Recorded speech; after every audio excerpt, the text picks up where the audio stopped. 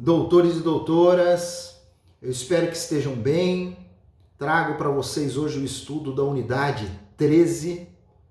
Vamos tentar nesse primeiro vídeo abordar os conteúdos necessários ao aprendizado introdutório dessa matéria.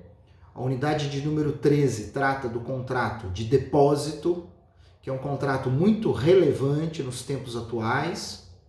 Ele pode se apresentar de uma maneira muito complexa, como, por exemplo, o depósito de um container numa zona alfandegária, uma relação de logística, de transporte, envolvendo seguros, bastante complexa, mas pode também nos revelar um contrato de depósito mais simples, como, por exemplo, o restaurante que recebe um sobretudo lá de um cliente na hora do jantar, retira o sobretudo e leva para guardá-lo.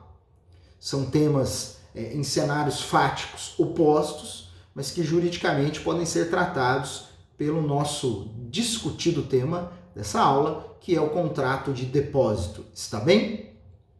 Eu gostaria de lembrá-los, estão lá no fundo da minha tela, estão vendo lá, ó, aqui, ó, os dois contratos do autor Silvio de Salvo Venosa. Não se esqueçam que essas aulas estão sendo preparadas, principalmente ali os slides, com um olhar nessa leitura obrigatória, está certo?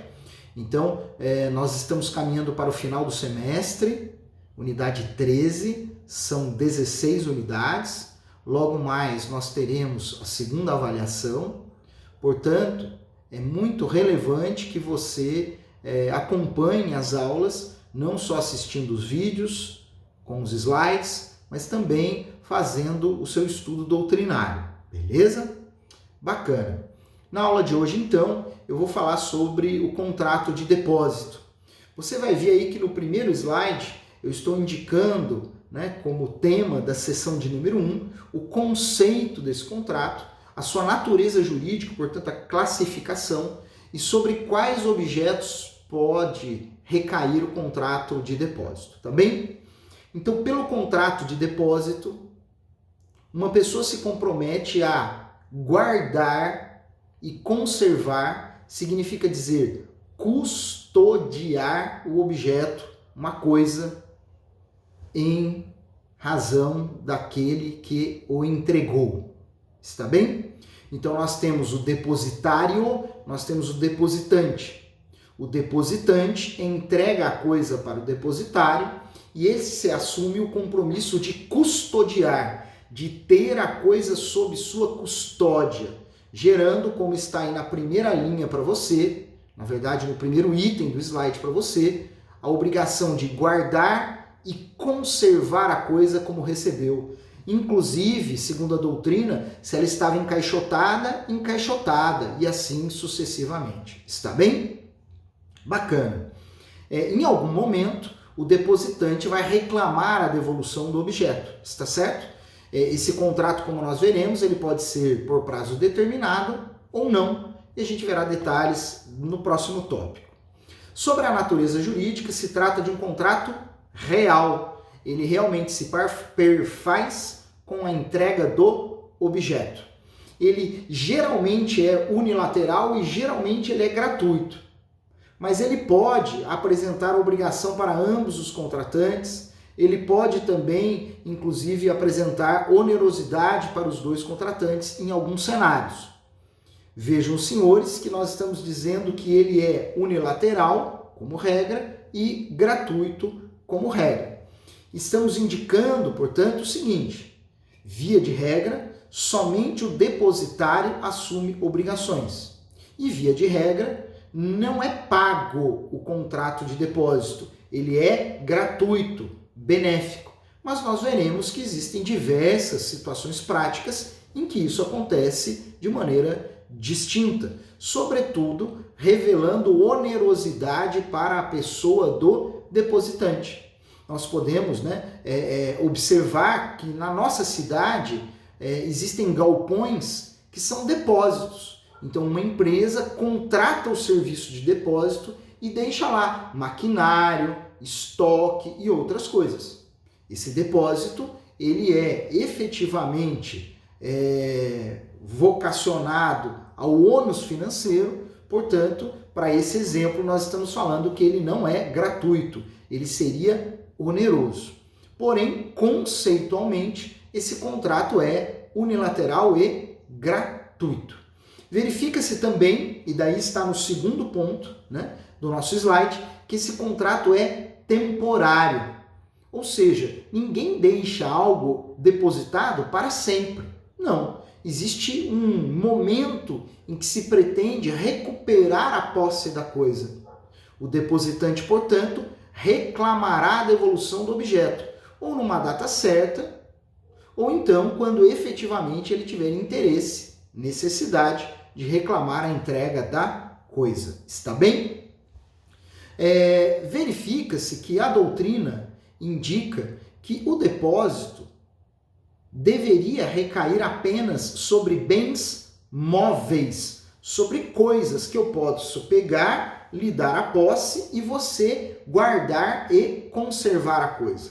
Mas admite-se, né, mesmo que teoricamente, a entrega, o depósito de coisas ou de bens imóveis, está bem? Então eu poderia lhe entregar bens imóveis, sobretudo talvez porque a gente considere que existem bens imóveis por equiparação, tá certo?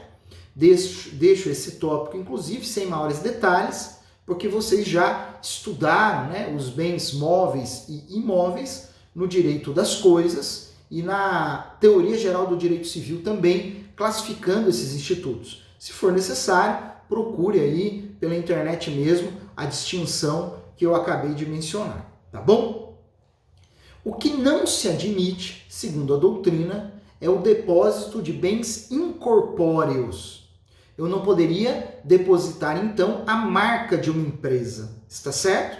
Então, segundo o conceito tradicional e até mesmo aquele legal indicado pelo Código Civil, o depósito recai sobre bens móveis.